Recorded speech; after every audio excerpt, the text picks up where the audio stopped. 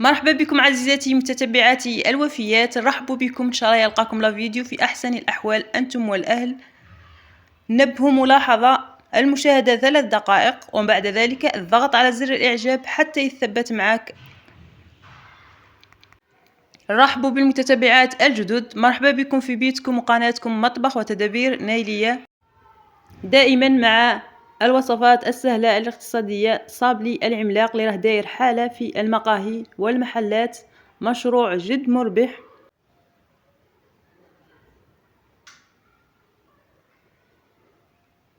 راح نبسطها لكم لأقصى درجة، خاصة المبتدئات، بمقادير مضبوطة ووقت جد مضبوط.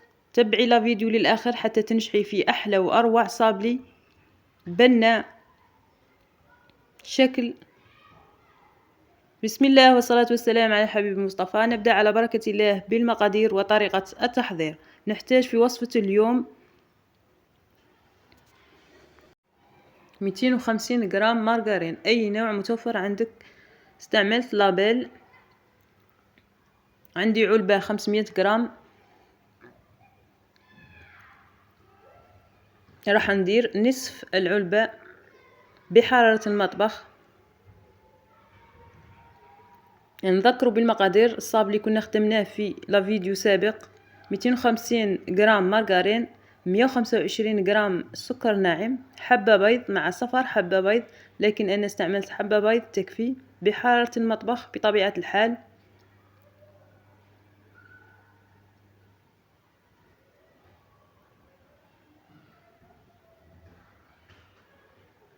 ملعقة صغيرة فانيلا، تقدري تستعملي لزاز دو سيترون، رشة ملح،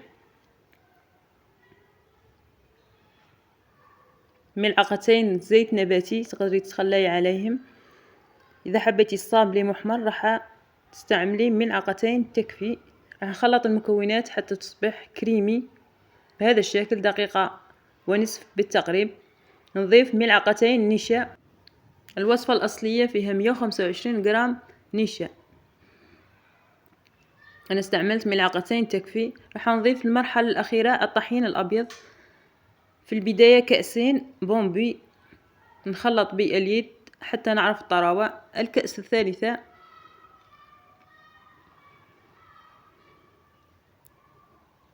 الكأس الرابعة. راح نضيف نصف كيس خميرة كيميائية، يعني ملعقة صغيرة بالضبط.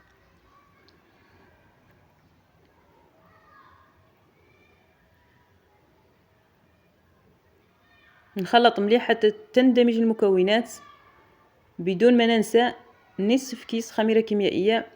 إذا استعملتي 500 جرام مارغرين تستعملي كيس خميرة كيميائية بالضبط، مع 250 جرام سكر ناعم، يعني تضاعفي المكونات.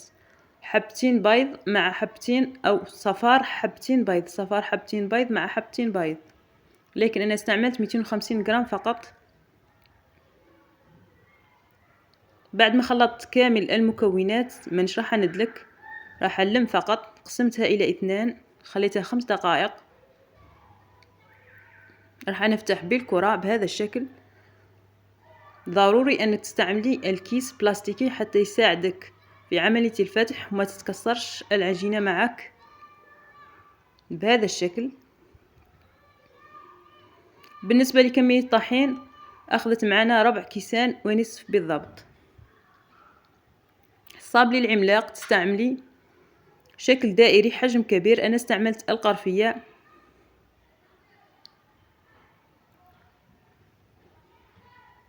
بالنسبة للعجينة المتبقية راح تلميها بكيس بلاستيكي كما أشرنا في الفيديو السابق. راح نخلي الرابط أسفل الفيديو إن شاء الله للصابلي متوسط الحجم. تلمي بهذا الشكل، تغطيها بكيس بلاستيكي وتفتحي العجينة. بسطت لكم الفيديو لأقصى درجة حتى تنجحي في الوصفة. إذا كان عندك سؤال خليه في تعليقاتكم، راح نجاوب على كامل الأسئلة. من اليوم ماكش راح تلقاي أي مشكل وكامل تنجحوا فيه إن شاء الله بعد هذه الوصفة راح ندخلهم للفور على نار 160 مدة الطهي ربع ساعة أو أقل من ذلك. بعد ما حكموا رواحهم مليح أخذوا نفس اللون أبيض، تقدري تزيدي تحمرهم من الأعلى لكن النار السفلى فقط.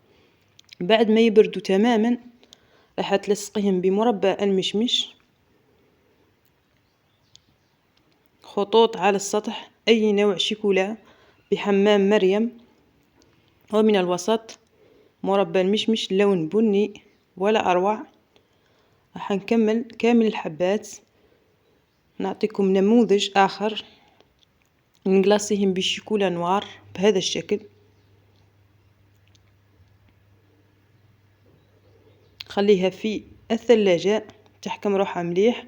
كملاحظة لازم ورق الطهي حتى ما تلصقش معاك، ورق الطهي راح يساعدك حتى الشيكولا أو حبة الصابلي ما تلصقش مباشرة إلى صحن التقديم.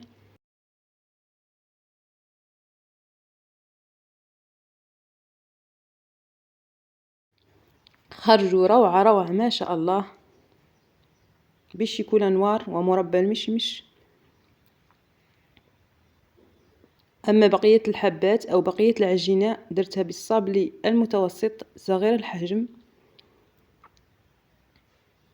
درت نموذجين أو ثلاثة. بالنسبة لوصفة اليوم درت 4 صابلي عملاق شيكولا نوار، سكر ناعم مع خطوط من الشيكولا نوار. أما بقية العجينة حبيت نخليها صابلي صغير الحجم، يعني 250 غرام تحصلت على 4 صابلي كبير الحجم مع حبات صغيرة الحجم بهذا الشكل. خرجوا روعة روعة، أتمنى أنكم تجربوها بهذه الطريقة تنجحوا فيها. أكيد تخلونا تعليقاتكم أنكم نجحتوا فيها، وأي سؤال خلوه في التعليقات أكيد راح نجاوب في أقرب وقت. نقسم حبة مع بعض هشاشة شكلا خفة يتفتت يذوب في الفم. ان شاء الله تعجبكم وصفة اليوم، وليوصل نهاية الفيديو ما تبخلوش علينا بالضغط على زر الاعجاب حتى يصل الفيديو لأكبر مشاهدة وكامل نستفاد من هذه الوصفة. لاحظي الصابلي العملاق قلاصيته بالشوكولا نوار،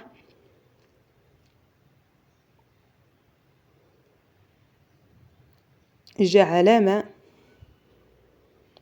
أكيد راح تخليه في الثلاجة خاصة في فصل الصيف. وإلى الملتقى مع وصفة جديدة إن شاء الله. سلام.